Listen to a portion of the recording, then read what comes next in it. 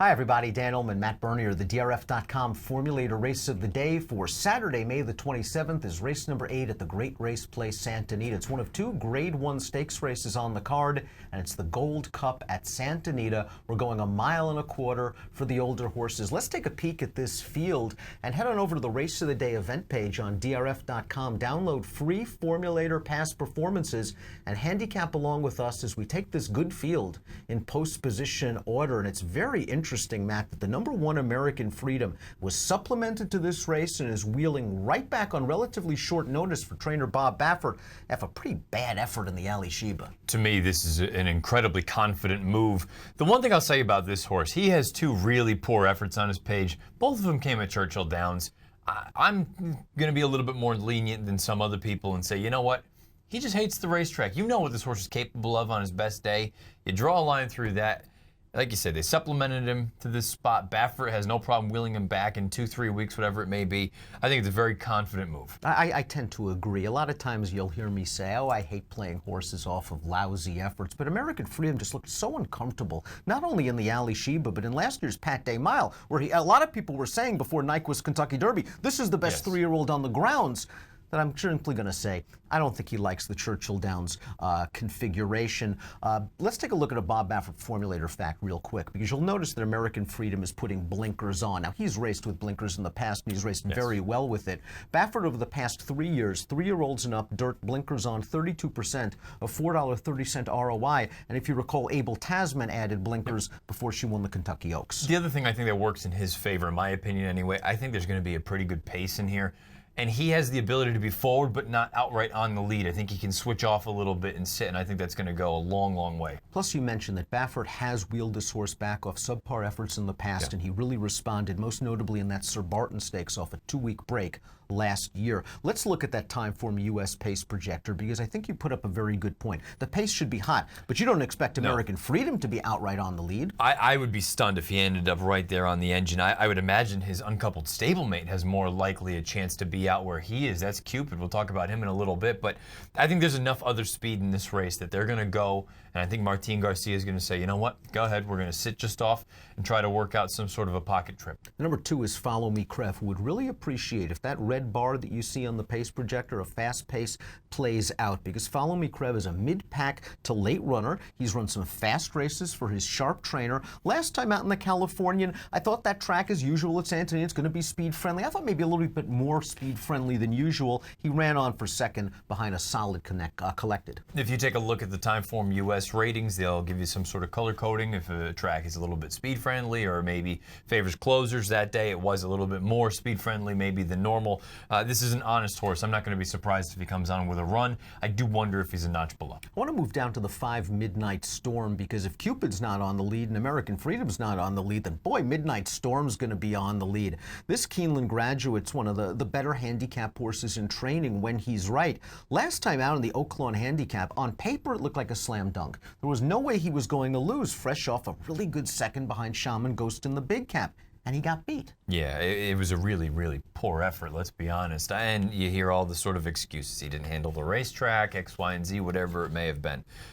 It's just one of those situations. I'm going to assume getting back to Southern California is going to move this horse back to his best races. Is there a scenario where he's tailing off form? I don't think it's entirely, impossible that maybe we've seen his best and he needs to have a little bit of a breather.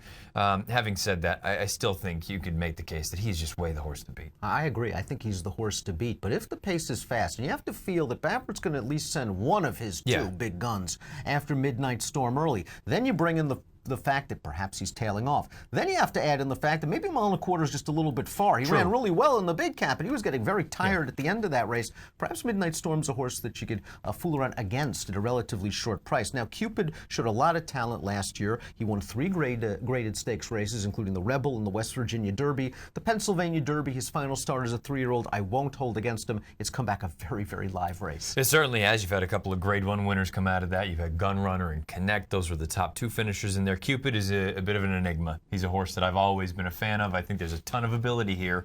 He doesn't mind his business. He's a little bit goofy. He's still, I don't know what we're going to get lead change-wise. To me, it's a little bit troublesome. You can look at it one of 2 ways. Positive that Baffert is going to bring him back here. I look at it a little bit the other way. Keep in mind, it was a few weeks ago in the Californian that Baffert said, you know what, we got to get a race into him before the Gold Cup. Don't really want to bring him back in a graded stakes race. Well, guess what? He had some sort of little issue and he was getting a bath. He got late scratch that day. Now you have to run him at a mile and a quarter against good horses. To me, there's a lot going against this horse. If he overcomes it all, he's a major player going forward. If it was anyone other than Baffert, I think he's a complete throwout. Yeah. I'm leaning against Cupid, but boy, nothing would surprise me with Baffert. Accelerate might be the horse with the most upside potential in this race. He's been on the board in 90% of his lifetime starts, and I'm not convinced. I'm not completely convinced that a mile and a quarter is beyond his scope. He won the Los Al Derby at a mile and an eighth last year with that long stretch at Los Alamitos. He is stretching out from a mile, but last time out, the winner of that race, Dancing Candy, who's pretty sharp in his own right, got away with an easy lead. I thought Accelerate could use that race as a really strong prep. He's his live contender. He is, especially when you go through and look at his 3 most recent races. You can just look at it and say certain things haven't worked out for him. The most recent race, Dancing Candy, was out there by himself, and that was his best race in a long time. You go back to the San Antonio, Opportunity, More Spirit came back to win that race down at Lone Star Park. And then the San Pasquale, off the layoff, he has to deal with Midnight Storm, who's loose on the lead, and he still takes a shot.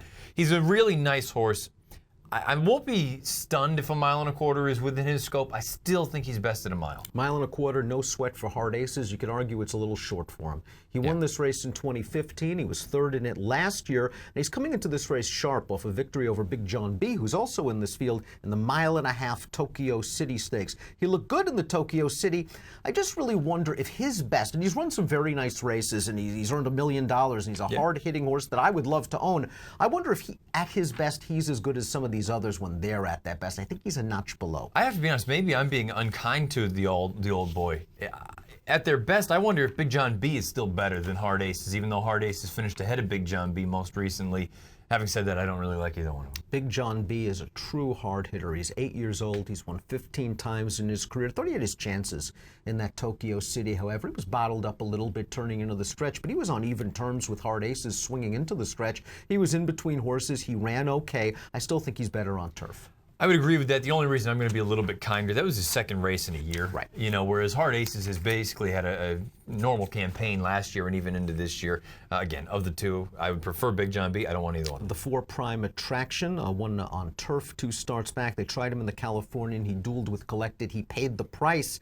Boy's going to have to sit and win, and he's still so anxious coming out of the gate. I wonder if this spot is just a little bit too much too soon. I just think he's way up against it. All right, let's take a look at our top selections for the Gold Cup at Santa Anita, because I got a lot of splaining to do with my top pick. First, I want Matt to go with American Freedom in here, the number 1.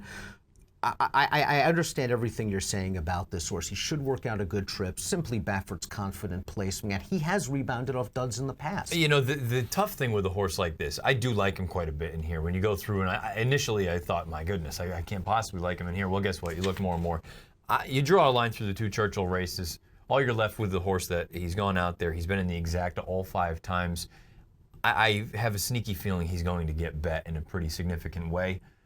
I still think there's a real scenario that he ends up being a major older horse this year. He's my second pick in the race, and I would have to use him along with Accelerate in any sort of multiple race wagers. But I'm taking a really long stab on Texas Rayano, who should be 25 or 30 to 1. And I'm not going to come here and argue that it's any sort of likely winner to boot. But everything you said early on about that fast pace, coupled with the Timeform U.S. pace projector, makes me think this pace is going to be fast, and it might work against American Freedom, who could be stalking 2 lengths off of it, or Cupid, who's on the lead, or Midnight Storm, who's on the lead. I want a closer, and Texas Rayano's Californian. I don't think it's the disaster that it looks on paper. I mean, he was just completely out-sprinted, must have been in the 6 or 7 path on the backstretch. He ran on a little bit late. He galloped out. I think he actually wants more distance than a mile and a quarter like Big John B, but I'm looking for a closer. I'm looking for a price in a race where there's so many question marks. Layoffs, horses coming off disappointing races. I'll take a really small stab with Texas Rayano. You know, and I understand that he was, you know, he's a closer, he's a one-run sort, and I just don't know why he was so far out of it. It's not like it was an electric pace signed on. He was just completely outrun. I agree. Maybe the mile and a quarter is sort of the great equalizer. For me, he's more of an underneath horse, and I would much rather him than, say, Big John B or Hard Aces. He's going to need to run the race of his Oh life, yeah, though. he's a reach, no doubt about it. Top numbers. I'm going to go 1, 5, 2, and 8. 3, 1, 8, and 7 for me in the Grade 1 Gold Cup at Santa Anita. And if you're playing this Santa Anita Saturday card from home, 4 graded stakes races, 2 Grade 1s, DRF Bets invites you to be a VIP for a week. You get a $300 bonus if you subscribe to DRF Bets at drfbets.com/VIP. Approximate post time for your Formulator race of the day. The Gold Cup at Santa Anita is 4:30 Pacific. Best of luck.